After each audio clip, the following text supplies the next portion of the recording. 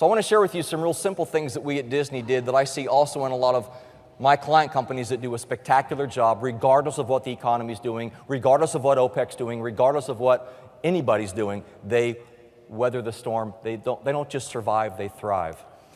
They tear down the walls through consistency, discipline, and execution. I'll give you a couple of examples. As I mentioned, at Disney, I was in charge of training. Training was one of those things that was never, ever let go of, in spite of economic challenges. Every new employee had to go through orientation. Even if you were a 30-year veteran, you were a school teacher during the bulk of the year, but you came back every May or June to be a truck driver on Main Street or to be a candy maker, whatever the case might be, you had to go back through orientation to learn about the new products. Or just to get your mindset back into guest appreciation versus my students or my patients or whatever you dealt with during the bulk of the year. We realized we had to reconnect with our customers. We had to communicate. So we sent armies of people into our theme parks to gather data.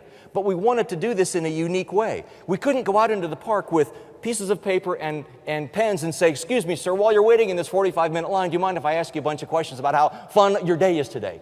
That would have been an intrusion on his or her experience. So we sent our data collection team into the park dressed as costumed characters, dressed as sweepers, parking cars, selling product, which they did, but primarily they were listening to comments that guests were making throughout the day, positive, negative, whatever. And over a period of months, this data collection team came up with 4 themes that mattered the most to our guests. And these are the 4 themes: friendliness, cleanliness, safety, consistently done. Friendly, clean, safe, every single day. And that resonated not only with our guests, but with our employees, our cast members.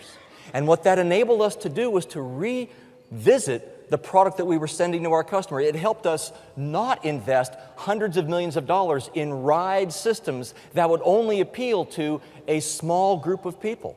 Sure, there's the 12 to 14-year-old kids who want the fastest roller coaster ride in the world. You get on the roller coaster, you get spun out of your mind, you get off and get sick and say, "Well, that was great," but you're not coming back. You're going to go somewhere else.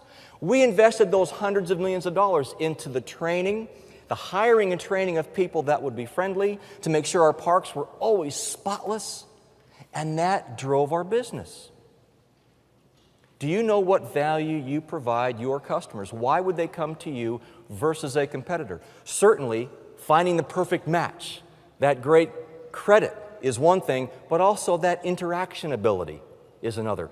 Where is your balance on that right now?